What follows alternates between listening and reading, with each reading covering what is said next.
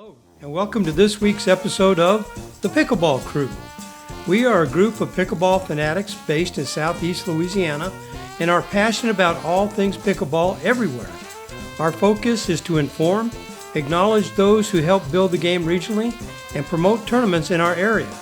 We do our best to present this with a love of the sport, a sense of humor, and a lot of fun.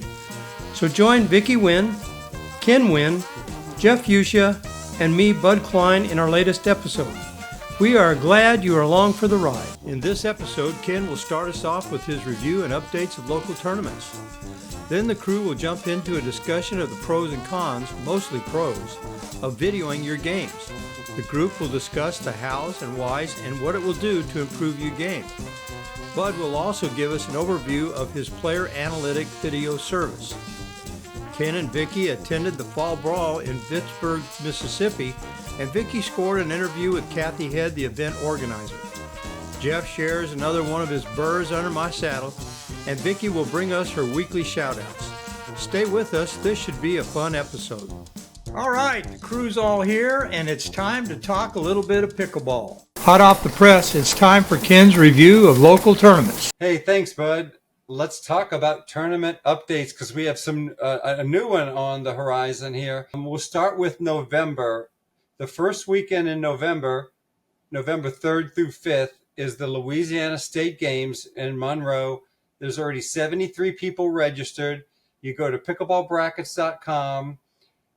All medalists will qualify for the 2024 State Games of America, which will be in San Diego, California in 2024. Again, that's the Louisiana State Games. Also, this is a busy weekend for pickleball. Also, November 4th and 5th is the Louisiana Senior Games. This will be in Baker, Louisiana at the Greenwood Tennis Center, Pickleball Center. We're going to put a URL at the bottom of the screen so that you can write that down and go on and register.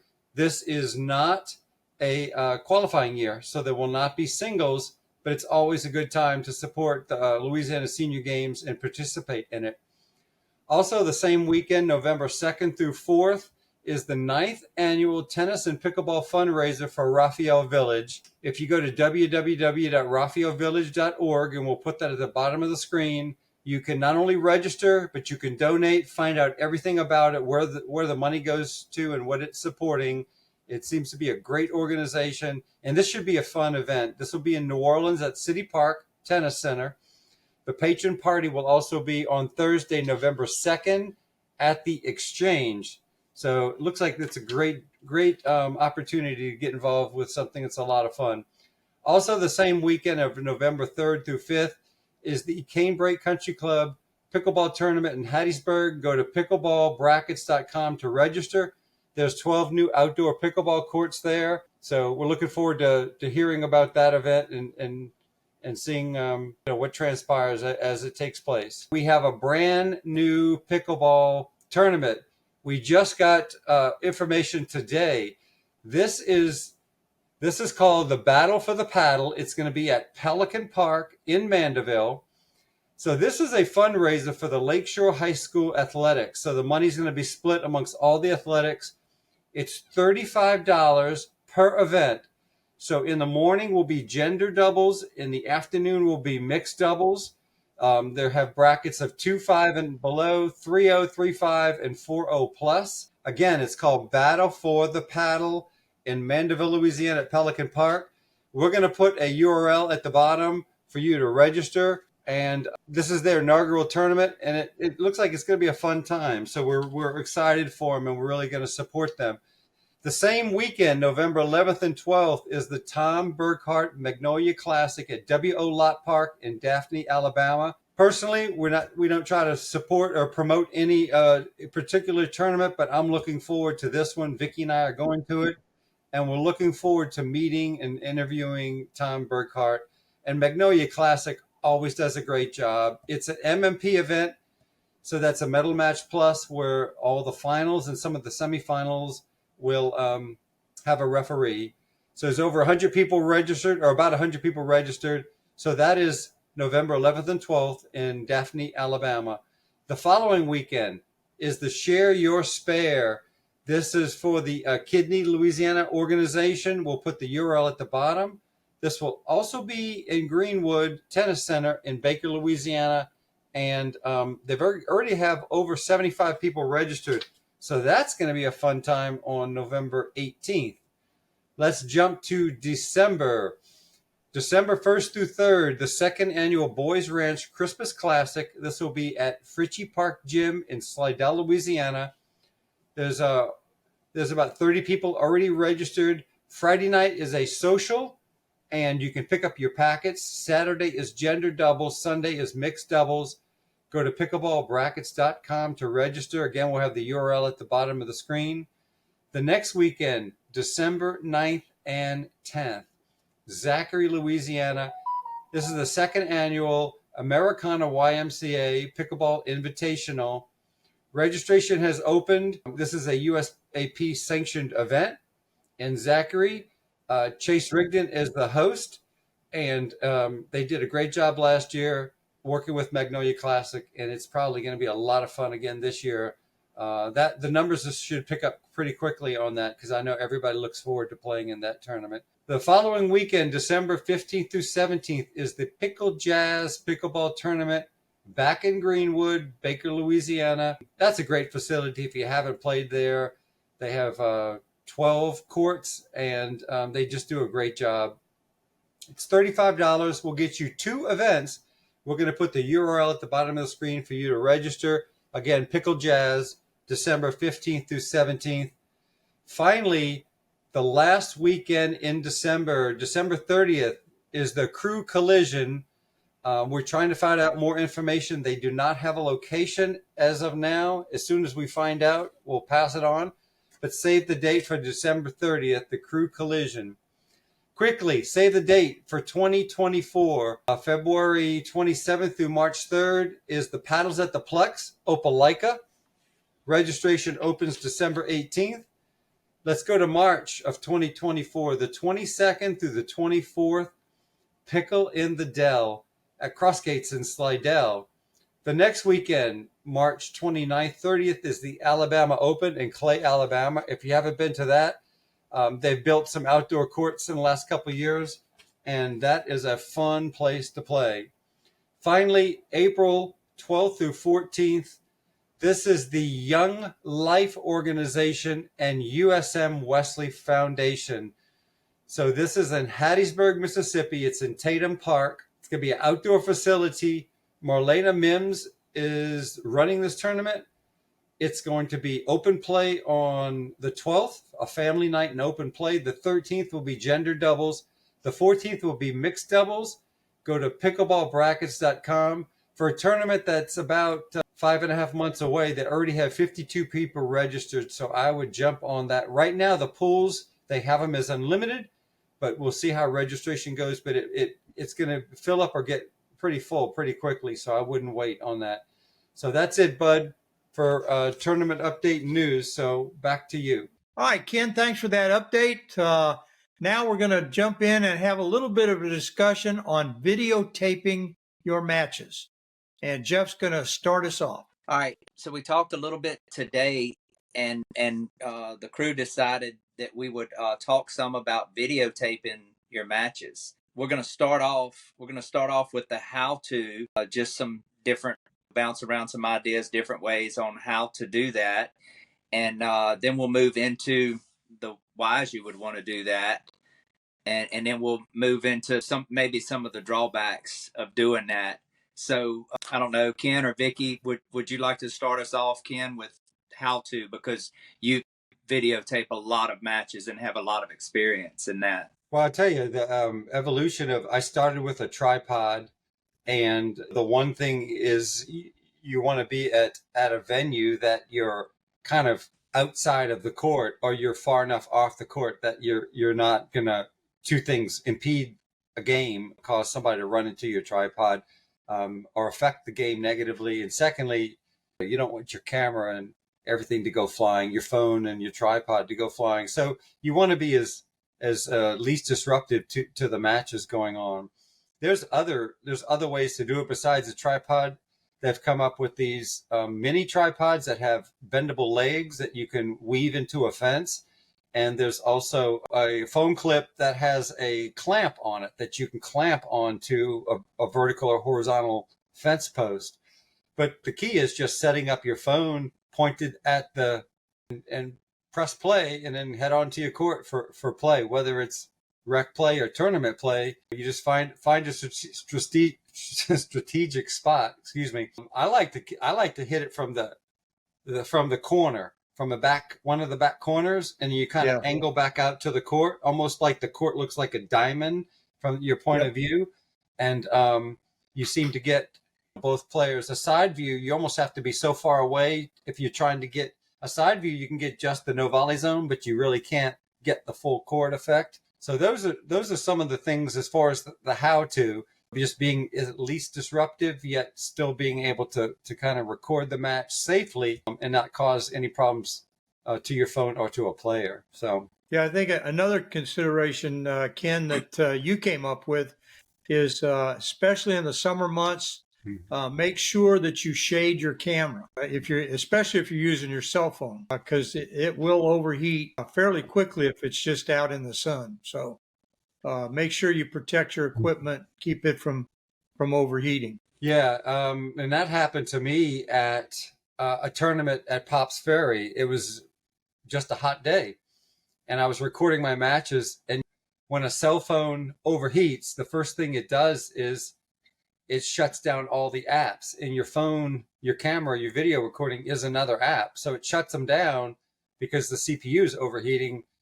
So all of a sudden, my video stopped recording when the phone overheated. So there's ways to try to make sure you're in the shade or put some kind of a covering over your phone to block the sun off of it. That's a good point, Bud. And the other thing is like just like Ken, you brought up, so it's a little not disruptive to the game or anything like that. So there's some courtesies that you mentioned as well. You know, what are those courtesies that you'd want to make sure you're taking care of?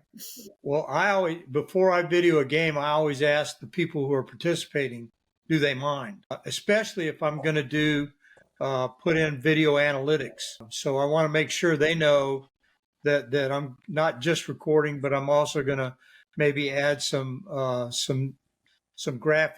to the play. So I think as a courtesy, you should always ask your participants if it's okay if you do that. Yeah, that's a good point, Bud. That's a good point. And then I think, Ken, you made a new sign for yours that's recording in progress.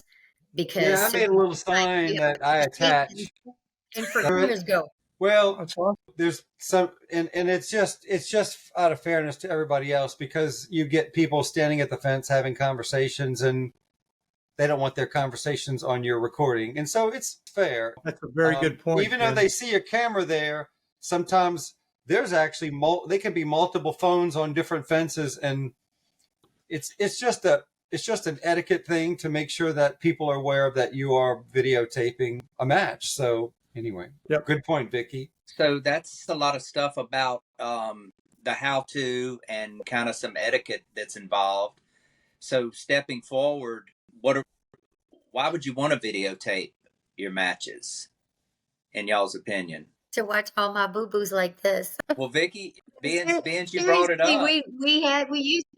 We used to do a better job of going back and watching, and we haven't done it in a while. We really and truthfully need to do it. I think it's extremely important to go back. Not only do you see what you're doing in your form and everything else, but I think it's sort of at those moments that you start thinking, gosh, we were so close, or what happened, or why did halfway through the match it turned? Did they do something different, or we did something different? What happened in the strategy of the match that turned it around and made a different result than what we were hoping for? Again, you can stop, go back and look. You can watch where the players are positioned, where you return the ball. Was there a better shot that could have been made? There's just a ton. Again, this is back to being such a brain game, but it's constantly learning. And I think as long as you're willing to do that, that's where your growth comes from. And as painful as it might be, I think it's a necessary thing to do it. I really do. Well, I can tell you that my experience in videoing and doing the player analytics, you would think that most people score their points on winners, a winning shot, but in fact, that's not the case. It's been my experience, at least at our level, on the 3.0, or 3.5s to 4.0s to 4.5s, that most of your points are scored by unforced errors by your opponent. Yeah. And that, to me, if you look at your game and you see that you're making a lot of unforced errors and they're consistently the same. For example, if you're hitting driving shots and they're going out a lot, that ought to tell you that you're hitting the ball too hard. And you need to back up a little bit, soften your game. At the same time, if you're at the no volley zone and after 2 or 3 dinks you're hitting into the net, that should tell you that you need to start drilling more on your dinks and becoming more proficient at it. Mm-hmm. So that's what it's shown me, and it's helped me in the times that I've videoed my games and analyzed them.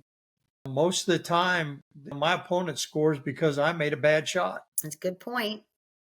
Yeah, but I agree with you. I think the number one thing is just counting unforced errors. And that's the one thing that Vicki and I would record is unforced errors, whether it's a serve that went into the net, a serve that went out, a return a serve that wasn't back into the playable area, or some other unforced error. So number one is unforced errors. Number two thing that we look at is player movement. You may think that you're getting up to that no volley zone and you're really staying back, or you're getting into the transition or even working your way up, but then all of a sudden you're moving back in certain scenarios and not making it back up. So player movement is another big thing that we look for. How do we move on the court? Or are we getting up to the no volley zone as a defensive team? And are we making our way up as an offensive team to the no volley zone? And then how do we move in a point, and what we did right and what we did wrong? So player movement and unforced errors for me are two of the most important things. And I know there's a lot more that you can keep track of. And Jeff, we've learned from Jeff early on and kind of developed a card that we filled out as we watched our matches, so that it had to do with serves in, serves out, unforced errors. There was a lot of things that we recorded. And that was with the help of working with Jeff early on when we first started to record our matches. Yeah. That's right. Ken, I probably haven't recorded as much as you, but I've recorded a good bit of my matches in rec play. And one thing that I've noticed is sometimes when you go back and look, there were times, this was especially in some tournaments where I felt like, man, we played really bad. Then you go back and look at it, and it wasn't as bad as you thought it was. And on the other side of that, there was times where I thought, man, I played really well. Then I go back and look at it, and it's like, man, didn't play as well as I thought I did. So when you record it and are able to step outside of your body and look at it later, there's a lot of valuable information there.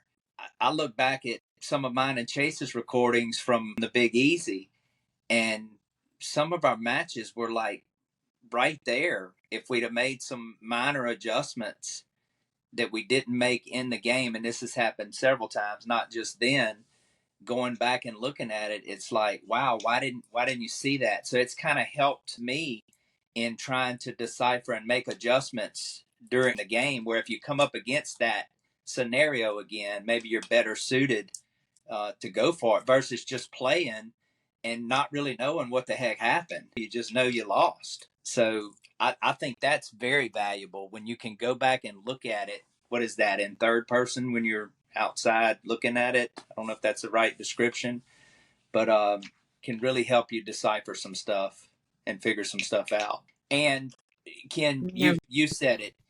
And Vicki, when you were hiding your eyes at the beginning, I was thinking you got to be willing to put, if we're going to try to improve, which all four of us and many others out there, we're trying to improve. Put yourself out there. Get yourself on video. Right. Don't be scared to look at it. You might figure out that, hey, I do that really well. It might not just be errors that you're making, but it might be, man, I need to not hit that shot. That shot never works. You can find out a lot about yourself if you're willing to just put yourself out there. Am I willing to break away from my old safety zones? Right. Right. Yeah, I think the number one thing that you'll probably be surprised at watching your own video is you may think you've only hit 2, 3, 4 unforced errors, and when the numbers come back, it's usually double that. That's to me is the number one thing. You like, hey, I think I played a pretty good game. I didn't really make very many errors, and then you count them up, and it's 7 or 8 or 9. Once you get close to double-digit unforced errors, you really have to focus on the little things of what you're doing. Yeah, I was going to say that ball placement is a big thing for me. Yeah.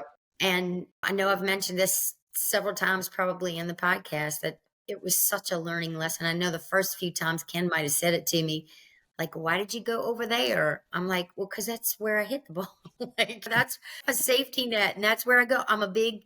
Coming from tennis, we're big cross court people, and especially like if you played any singles, you were really trying to go back and forth and move the person around. And it's just so different with doubles. And when you've got two people staring at you right at the net, it is a bit of a head game. Where am I putting the ball? How am I putting the ball? Am I driving it? Am I trying to dink? Am I doing whatever? So it's really going back and looking at placing the ball. And even those times that I thought it was a good idea to go cross court might not have been, because Ken was already at the net and just got killed. So it's absolutely, I think, extremely important, even if you have a very regular partner, to sit and watch with them. Yeah. Or to watch it at the same time when you're sitting on the phone, however you have to do it. But if you have a regular partner, I think it's really good to go back and watch those matches together. And again, it's that coulda, woulda, shoulda. Could I have put it here, or should I have put it there? What should I have done with it that would have made you feel more comfortable, and vice versa? I just think it's a tremendous amount of communication between partners to begin to feel comfortable and know exactly where you're going with the ball to keep it safe and keep it in play. There are so many variables. I know when a couple times I go on the court and I said, I'm really going to keep track of my unforced errors or my winners, or did I hit a deep return? Like how many deep returns? And you just 2 or 3 points into the match, and I'm totally focused on the match, and I'm not counting anymore. I don't keep track of it anymore. So to me, videotaping and being able to go back and actually see yourself, did I consistently hit deep returns? Did I consistently serve deep into the court? Just those kind of things, those really help you, and you can concentrate on those if you're deficient in that area. And Vicki, you brought up a great point just a second ago, because it's one thing to count unforced errors and another thing to look at where you and your partner are standing with respect to each other and respect to where the ball is moving. But it's another thing to stop the video and say, hey, I hit a shot to this person or in this direction, when maybe the better shot was one of the partners was still back at the baseline. I should have put the ball back to that person. So looking at where you did hit the ball versus maybe what was the better place to put the ball. And that's something that Vicki and I are always discussing in a match is, what was the best shot? Did we hit the best shot? And how could we have improved on the shot we hit as far as ball placement? So, and that way you pause the video, you back it up, you replay that one point, and you're able to see what you did well, what you did wrong. So that's why we love watching some of our matches on videotape. And you can learn so much too by watching your opponents. Like, what did this guy do that was so impressive that just killed us? What was he doing? Yeah, I mean, it's you go back, your memory, like you say, Jeff, your memory is not always dead on, and it's very humbling to go back and look at it. We all want to go back and look and see Ben Johns, and that's not reality. That's not who we are, but that's who we want to be.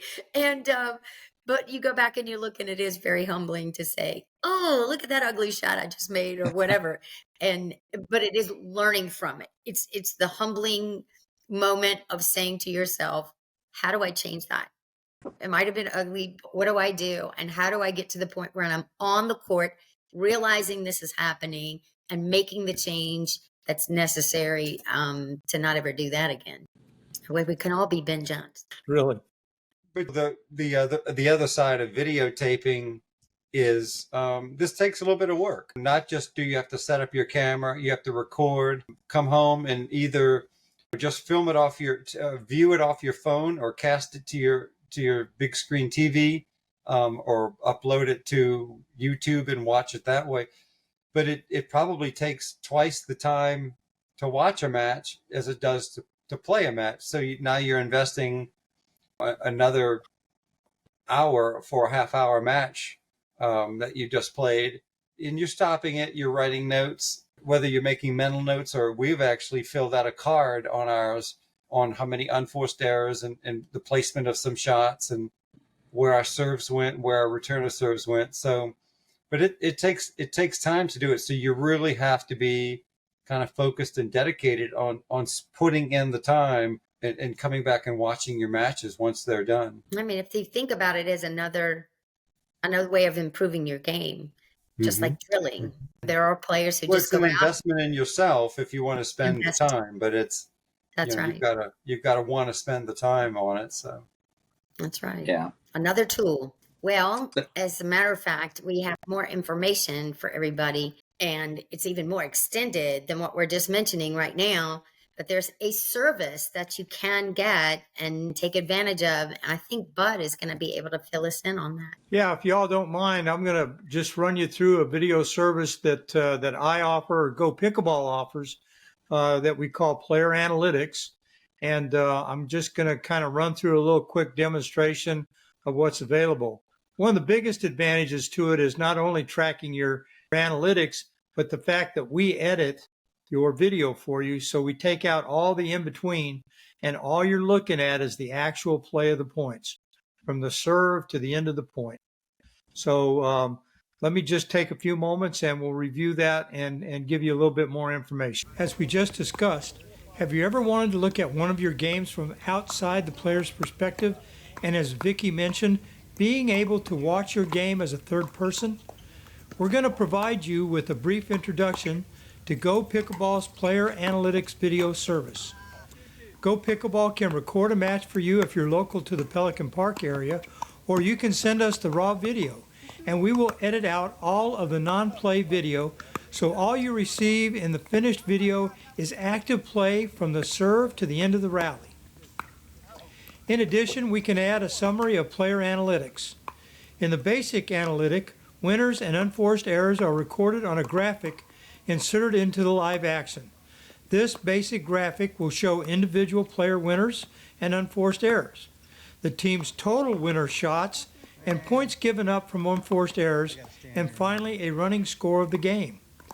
In addition to the basic analytic, the service can provide a graphic that displays all of the basic analytic information and a running total of times each player touches the ball.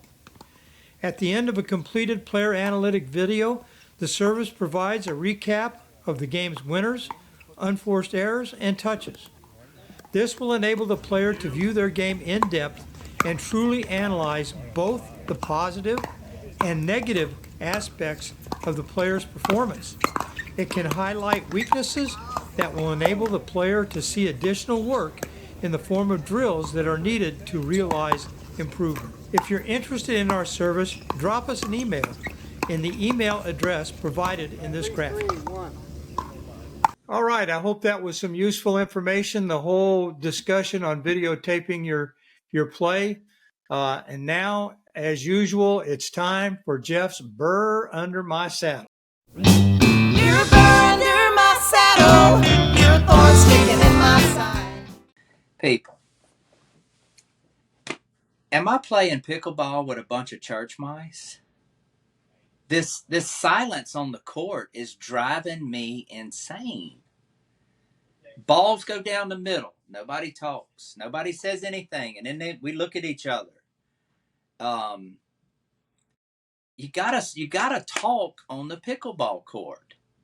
You gotta let people know what's going on. For those of y'all that play with me, you know that I talk a lot. I think it's vital. And I know some people are quieter than others. So, if you rec play with a few people, decide who's going to be the talker on the court. But one of them that drives me crazy, any ball that is elevated in the air, any type lob that I know my partner is responsible for taking, you will hear me say, hit it, or it's in. And I'm not just saying that to hear myself talk. The person that's going for it is looking up in the air. So where the ball is going to land sometimes can be, they don't realize where it's going to land. And if it's going to be out, I want to tell them that it's out. Lobs will go up over my head sometimes, and I'm scrambling back to get it. And one of my thoughts when it's getting to a sideline or to the back is, somebody let me know something. It can be hit it, it can be bounce it, or it can be let it go. But let's talk on the pickleball court, people. I don't want to play with a church mouse. Too much silence. I want to hear you talk. But look, if you want to come out there and you want to play with me and you want to be a mute, like I always say, it's okay. It'll be just fine. And that's this week's Burr Under My Saddle. All right, Jeff, thanks for that. Burr Under My Saddle. That was interesting. And now it's time. Hey, Bud, I've got a shout out. Thanks, Bud. Yes, as you guys know, Ken and I were at a tournament in Vicksburg, Mississippi this weekend, and it's called the Fall Brawl. And so my first shout out is to Rick, who was the director of Parks and Recreation, the Parks and Recreation Department for the city of Vicksburg.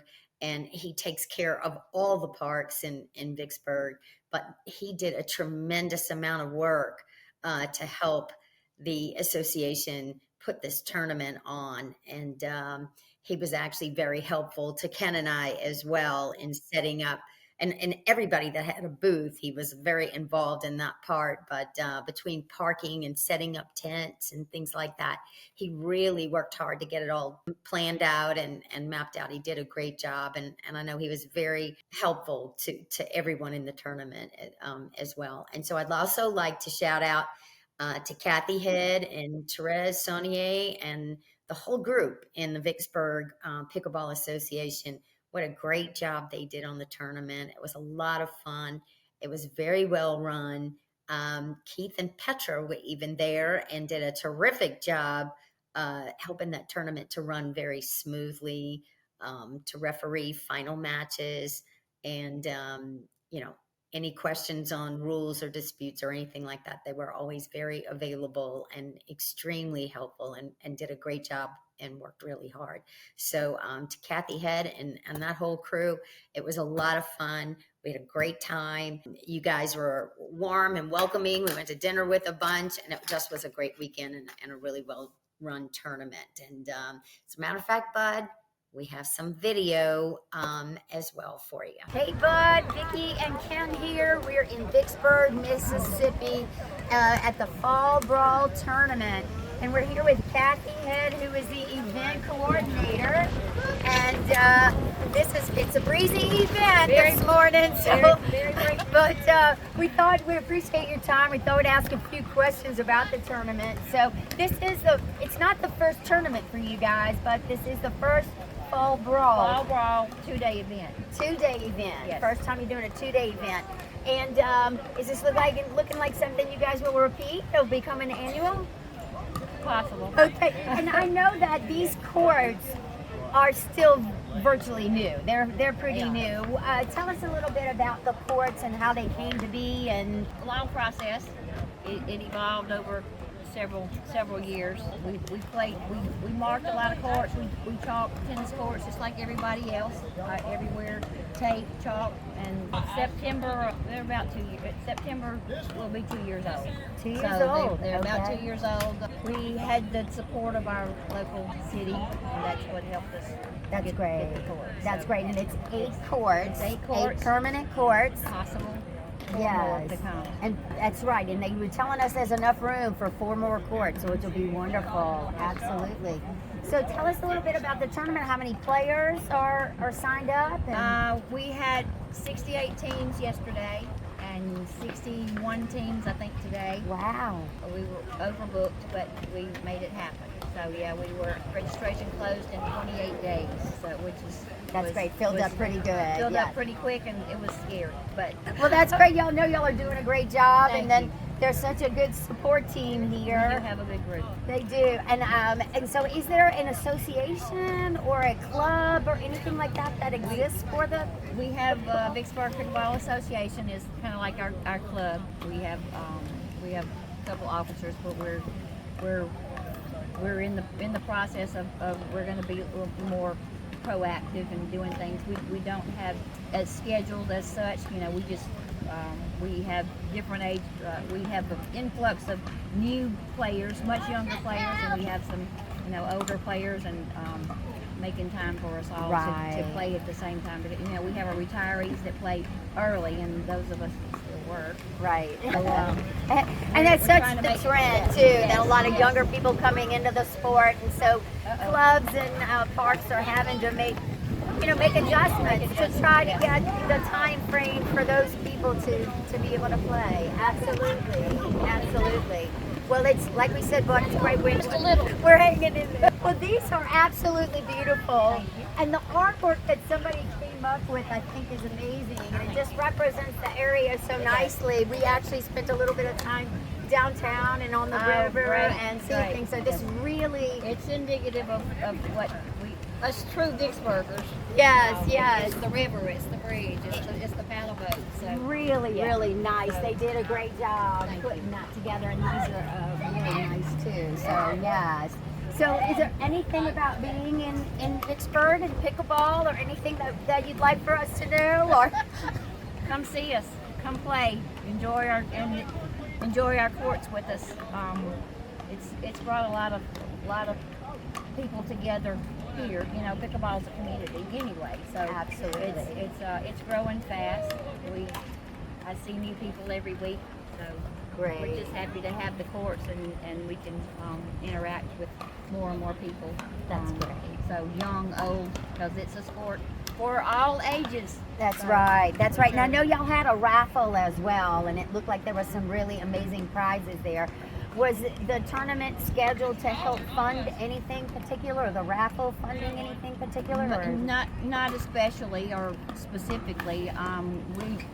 We're a nonprofit, so we don't intend to make a profit. So we spend it on giving it back to To the pickleball, the and the Pickleball Association. We will use the proceeds of Pickleball Association to enhance our courts, our That's facilities, great. maybe some more awnings, and partner with new things that we That's great. that we And that's agree that we a agree partnership. upon. Yeah, it is so We do. important. It really is It so is. important that you have that. And the that cities, they've been awesome.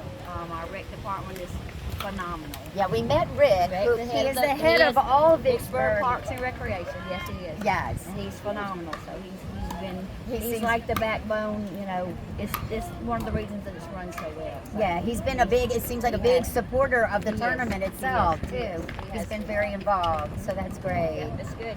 That's good. That's wonderful. We love being here.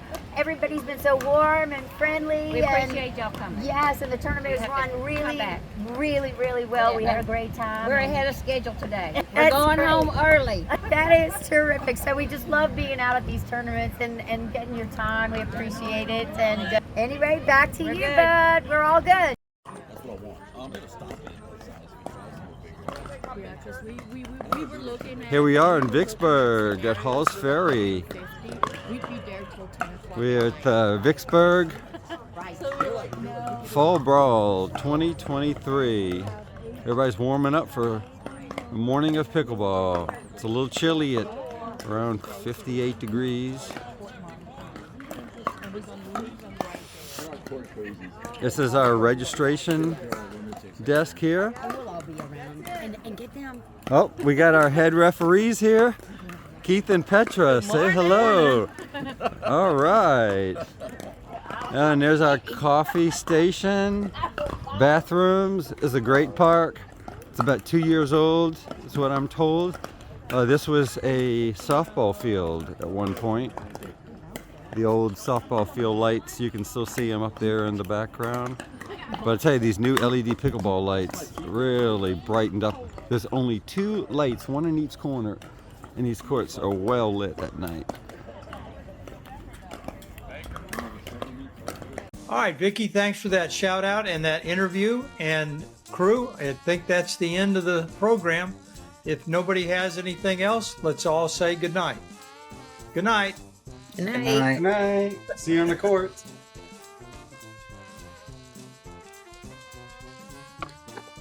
Hey, from the Pickleball crew, thanks for watching, and we'll see you all next week.